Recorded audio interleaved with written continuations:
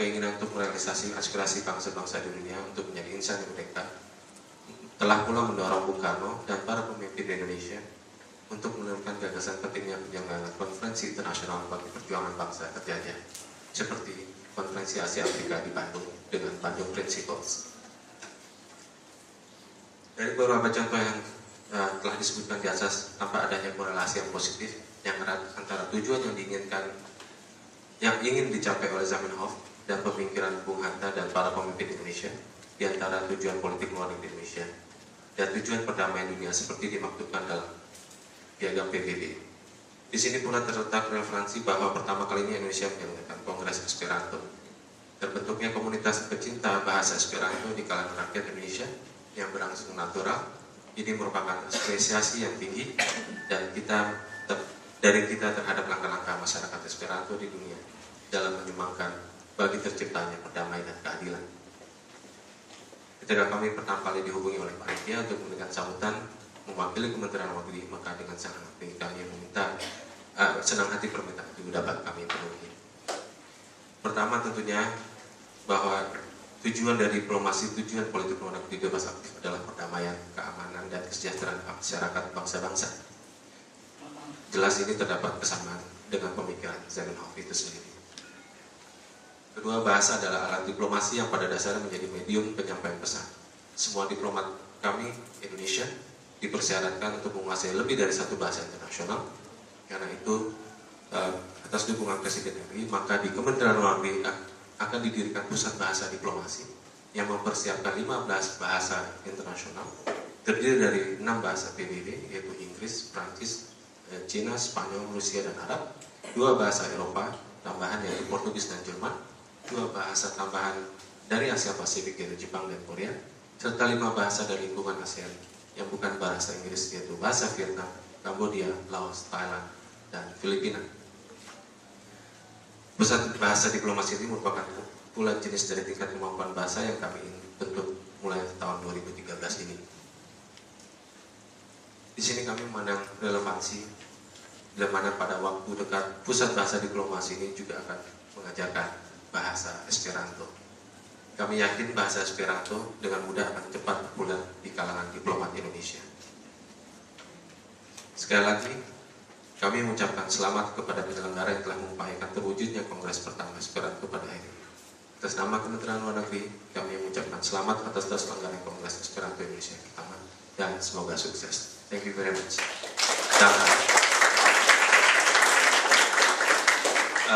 Basically, I just because there's a lot slight changes about the speech between the one that we submit before and now.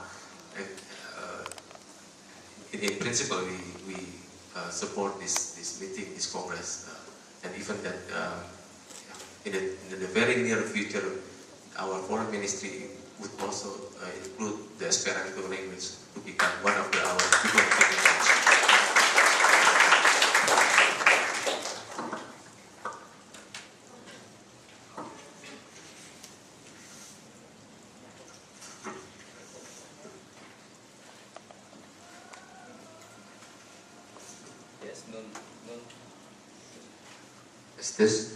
Yes, nun mi traduca sala Esperanto, sed ebe kelkaj malsamaj. Estimata signorino Ilyas Tumilvia Dewi, presidento de la Unua Indonesia Esperanto Kongreso, estimataj de kongresanoj. Assalamualaikum warahmatullahi wabarakatuh. Bonan matenon kaj bon deziron al ĉiuj. Kiam el Zamenhof eldonis la unuan libron, kiu temis pri la Esperanto lingvo, li deziris por krei unu facilan kaj neutralan lingvon politike, kiu povas penetri la landajn barojn kaj povas krei pacon kaj ankaŭ saman komprenon inter la homoj kun malsamaj lokaj kaj naciaj lingvoj.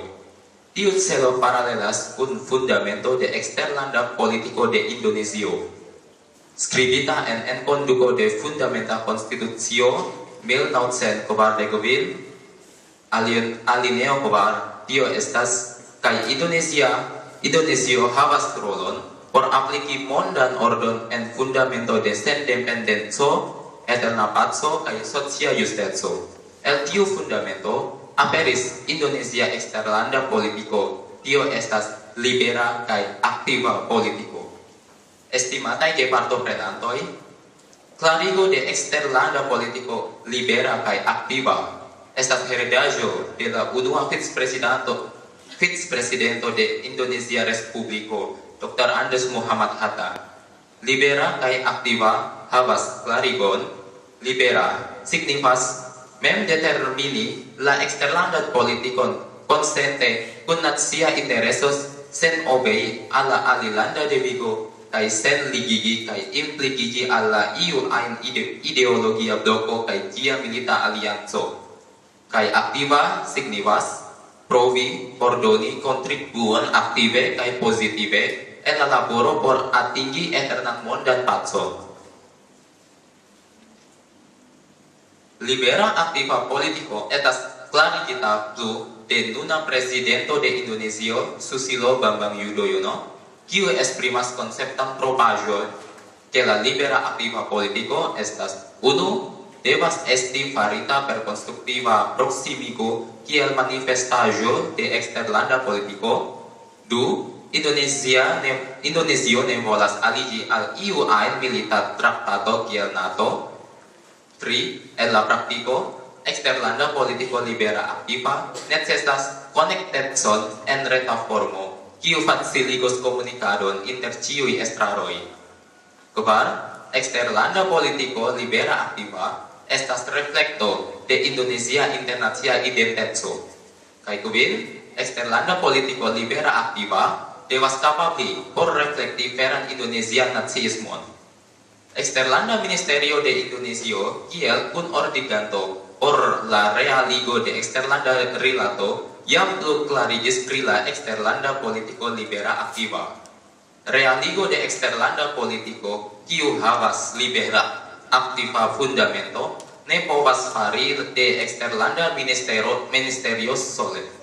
Kaj konsideras al nuna monda disvolviĝo kaj alta intenseco de homa translima fluo kai ankaŭ informaro, nepre cita ke realigo de eksterlanda politiko devas povi okazita de ĉiuj registaroj kaj socioj. Por realigi tiun aferon, eksterlanda ministerio deĉenigis unu vidaĵon, tio estas antaŭenigi la nacia intereso per totala diplomacio. Totala diplomacio estas instrumento kaj maniero uzata en diplomacio kun engaĝi ĉiujn estrarajn komponentojn kaj uzas ĉiujn fortecajn linojn. Estimataj gepartoprenantoj, per totala diplomacio, eksterlanda rilato ne plu estis ekskluziva rolo de eksterlanda ministerio, tamen jam fariĝis rolo de ĉiuj socioj, inkluzivita ĉiuj estimataj gekongresanoj.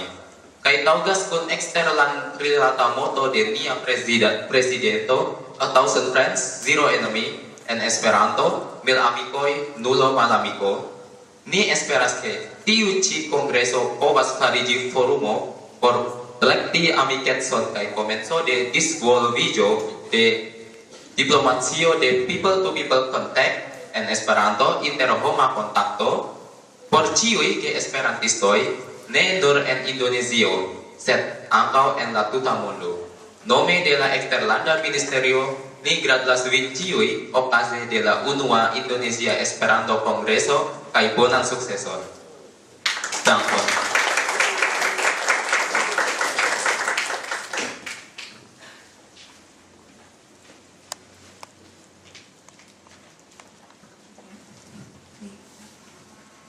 Mi invitas Abdul Haris legi salutmesaĝon de Probal Dasgupta, prezidanto de Universala Esperanto Asocio.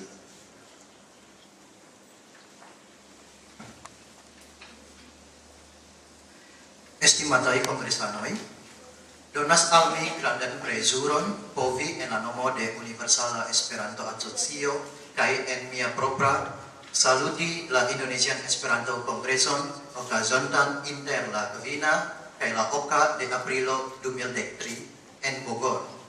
pri la temo revivigu la Indonesian Esperanto movadon. Mi havas agrablan memorojn pri mia vizito al Indonezio okazinta en novembro 1979, kiam mia patro Arun Kumar Dasgupta estis inter profesoro pri la historio en la Nacia Universitato en Jakarta. Li en sia junaĝo fakuligis en la Universitato Cornell en Usono ĝuste pri la historio de Indonezio. Tial, ekde la infanaĝo mi multon aŭdis pri tiu gravega insulara lando. La Esperanto movadanoj en Indonezio sendube baldaŭ konsciiĝos pri sia bunta historio kaj ekkonstruos multege pli riĉan estontecon. Tion ni ĉiuj atendas. Fervore antaŭen, karaj. Mi invitas nun Liola Asprina legi mesaĝon de Sinjoro Sasaki Teruhiro, prezidanto de KM, la Azia Komisiono de UEA. Kara Samiliano Indonesio. Okaze de la Unua Indonesia Esperanto Kongreso, mi kore gratulas Samiliano pro via granda historia entrepreno. Indonesio, kie existas multaj lingvoj, estas kiel mikrokosmo de la mondo. La rolo de komuna lingvo tre gravas kiel uniĝo en diverseco. Mi kredas ke Esperanto nepre helpu ci devizon, kaj ke la sukceso de Indonesian Samiliano helpu la plian disvolviĝo de Esperanto en Azio. Patropreninte en la Universala Kongreso en Hanojo, vi kuraĝis nin per via precia energio. Iam en la proksima estonteco vi okazigos internacia kongresoj. Mi esperas ke vi espertiĝu via riĉa kultura trezoron kiel eble plej multe por la tutmondo Esperantujo. Se tio tasko estas plenumita, oni povos lerni pri via lando pere de Esperanto. Li alte taksas la penandon de la semantoj, kio setlance dediĉas sin al la afero en Indonezio. Via unua kongreso estos ĉizita por ĉiam en la historio de la Azia Esperanto movado.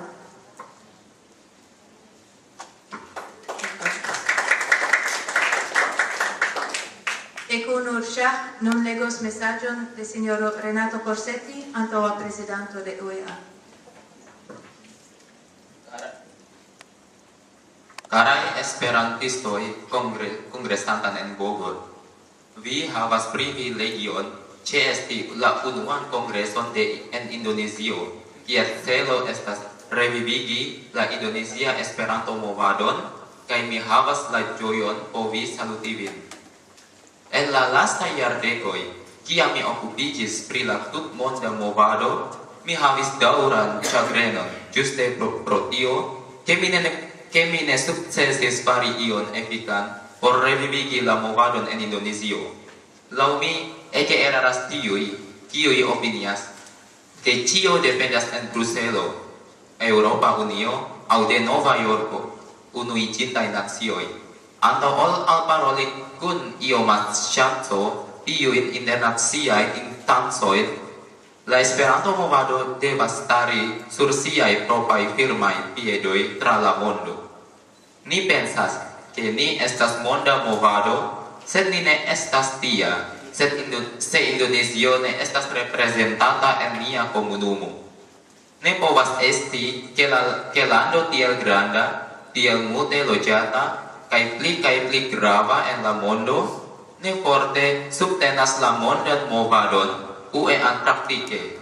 Nur se el Indonezio kaj similaj aliaj landoj tra la mondo iras forta voko por Esperanto, nur tiam estas ebleco ke iu aŭdos kaj atentos ĝin. Do via unua kongreso estas motivo de ĝojo por mi, que de espero por la alia esperantistoi.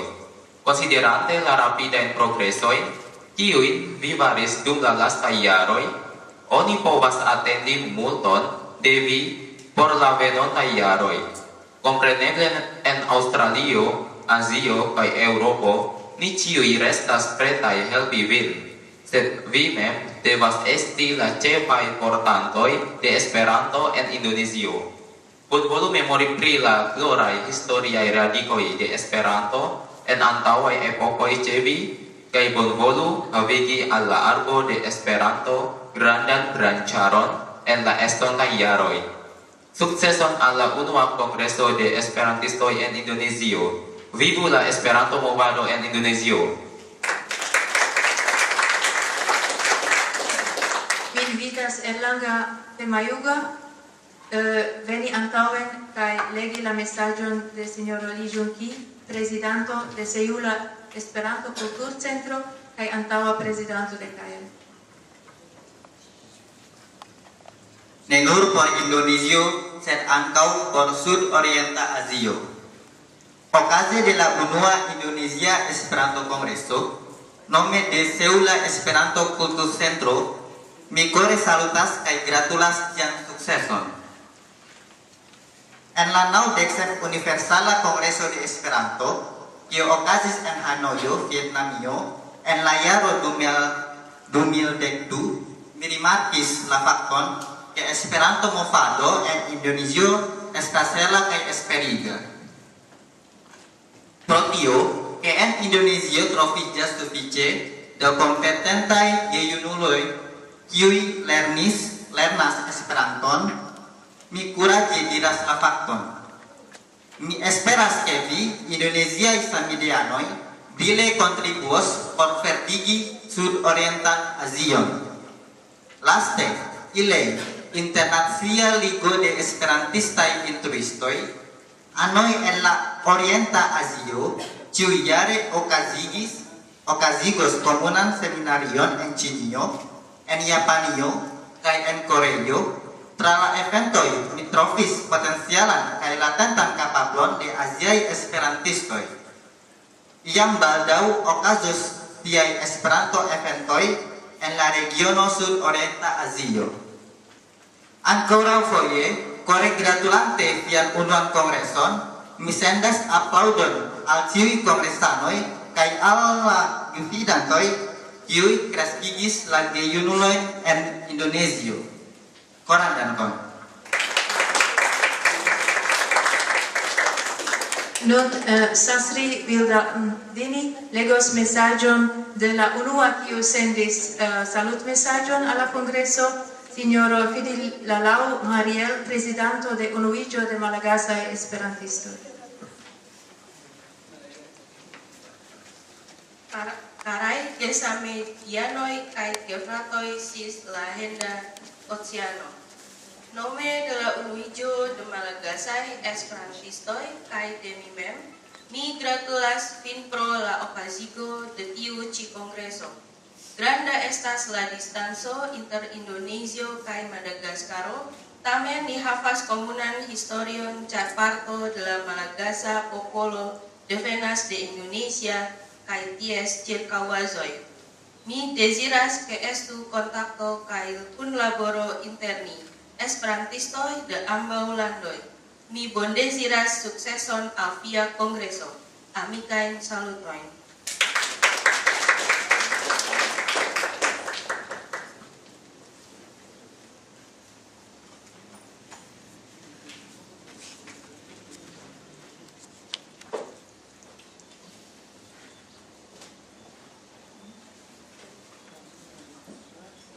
Mi nun invitas signor Marcel Irva por saluti la kongreson nome de la Melburna Esperanto Socio.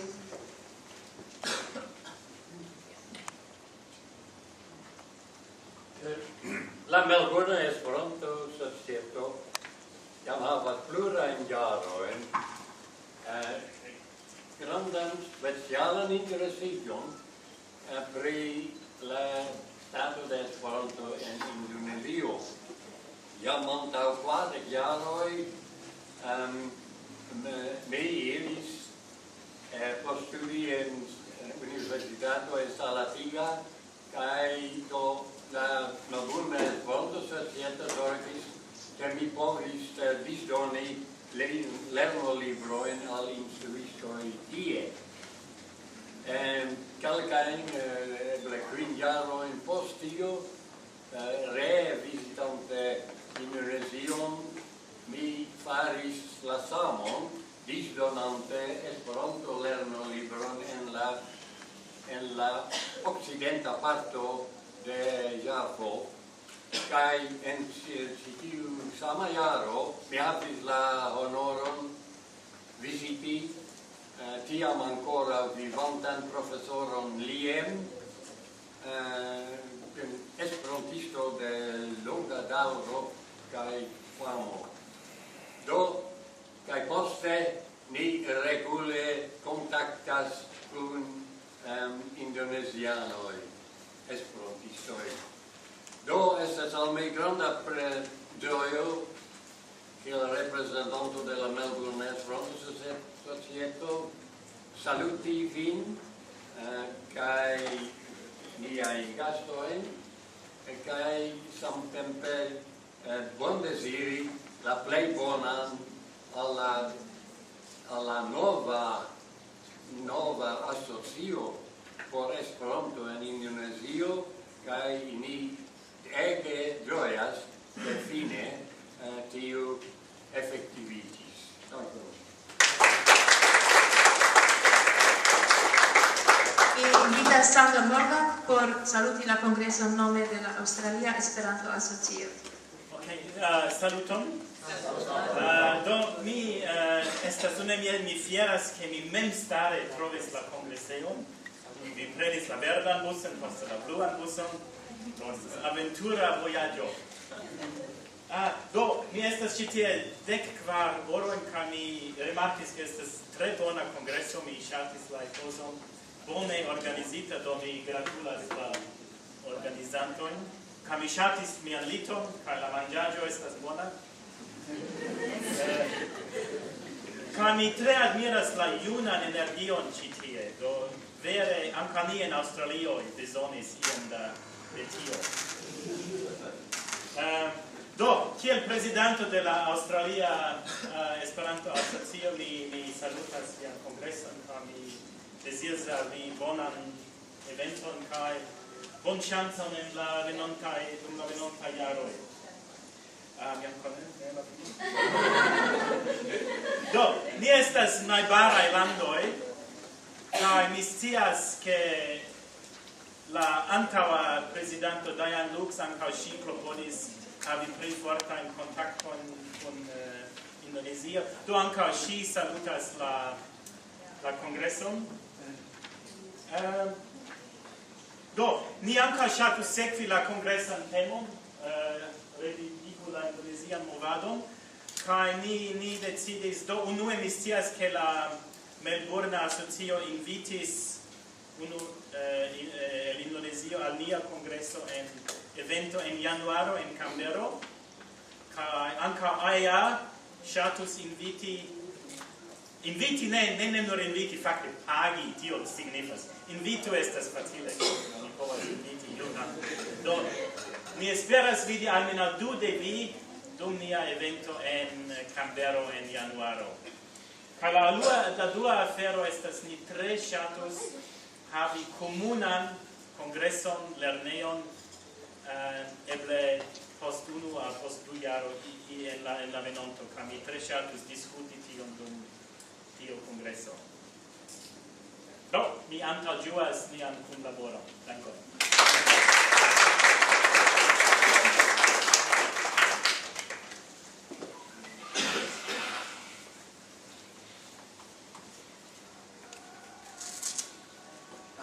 Nun invita sinjoron Inomaru Fumio legi la salutmesaĝon de Suzuki Eiichiro, prezidanto de la Japana Esperanto Instituto.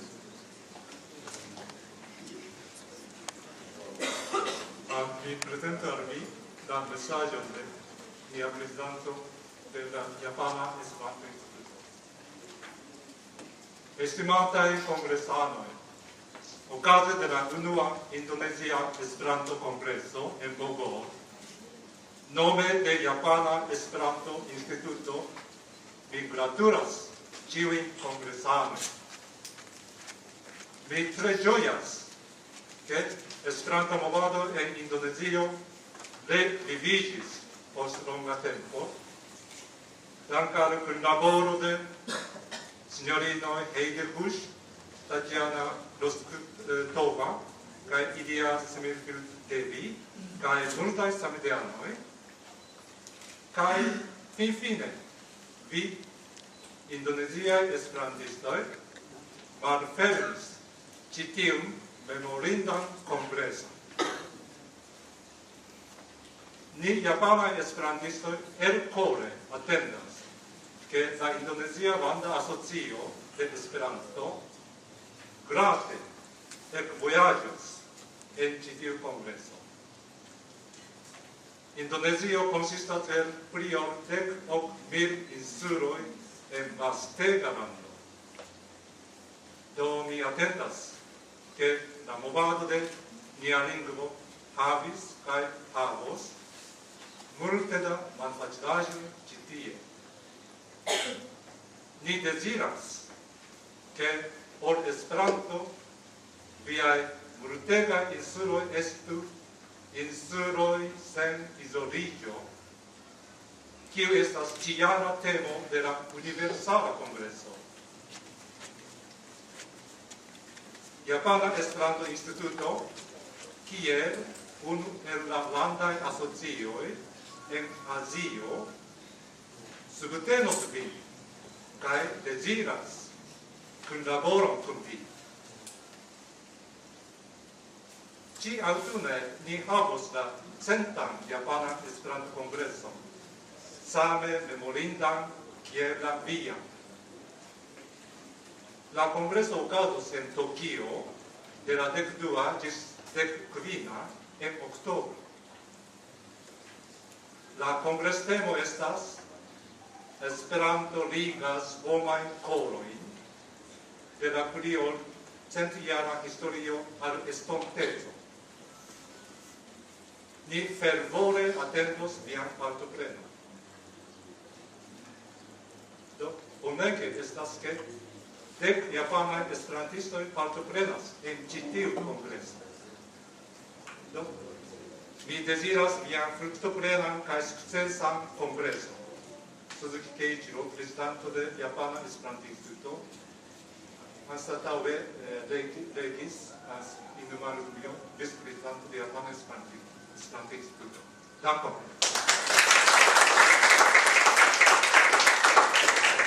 Invita al signorino Tahira Masako legi la salutmesaĝon de Takuma Kenji, prezidanto de Kansaya Ligo de Esperanto Grupo. Saluton. En la nomo de Kansaya Ligo de Esperanto Grupo en Japanio, mi konsolidareto kaj amplieto salutas vin, la partoprenantojn de la unua Esperanto-kongreso en Indonezio. Felice vi ĉiuj jate estas en la historia pago, kiam Indonezia Esperanto-movado ekpaŝis unu grandan kaj fortan paŝon al la brilanta prospero. Laŭ la listo de la partoprenantoj en la retpaĝo, 86 homoj aliĝis al la kongreso, kaj ĉirkaŭ triono de la aliĝintoj estas aliandanoj. Ankaŭ en Japanio partoprenis 10 personoj. Tio signifas ke multe da aliandanoj interesiĝas pri la unua Indonezia Kongreso, malgraŭ enlanda kongreso, kaj atendas de nuna Esperanto-movadon en Indonezio. Mi kredas ke la unua memoriga kongreso estos fruktodona kaj sukcesa. Ni Kansaya Ligo de Esperanto-grupoj sendis niajn donacitajn librojn al sinjorino Ilia Devi per ŝipe la 25 de marto, kiam la libroj ankoraŭ ne atingis vian landon. Do mi transdonos la liston de la libroj en tiu ĉi kongreso. La libroj estas entute 45. ni deziras que la libro estu utilai por vi Indonesia esperantistoi. Ciare, en octobro en Japanio ocado la 100 Japana Esperanto Congresso. Sed gis la 100 congresso pasis longa tempo, 107 jaroj. Tio estas la rezulto de antaŭuloj de Japana Esperantistoj. Do Japana Esperantisto okazigis la unua kongreso en la jaro 1906 kaj daŭre okazigis la kongreson venkinte multe da malfacilajoj kaj ni posteuloj heredas. Nun vi Indonezia Esperantistoj okazigas la unuan kongreson kaj ekpasis en la longan vojon de sinsekvaj kongresoj. Mi pregas ke viaj posteuloj heredos vian laboron kaj certe okazigos la 100-an Esperanto kongreson en Indonezio post 1 jarcento. Ni disvastigu Esperanto en la mondo, precipe en Azio. Per kunlaboro de esperantistoj en aziaj landoj, samleame salutas via Takuma Kenji, prezidanto de Kansai Ligo de Esperanto-grupoj. Anstataŭ levis Akira Masa. Dankon.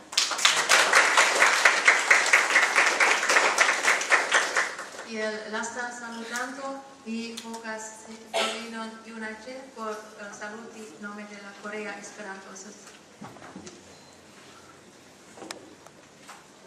Estimataj samideanoj, miaj kore gratulas la unua Indonezia Esperanto-Kongreson nome de Korea Esperanto-Asocio. Tutkore grandan sukceson al Indonezio kaj multajn dankojn al vi ĉiuj. Dankon.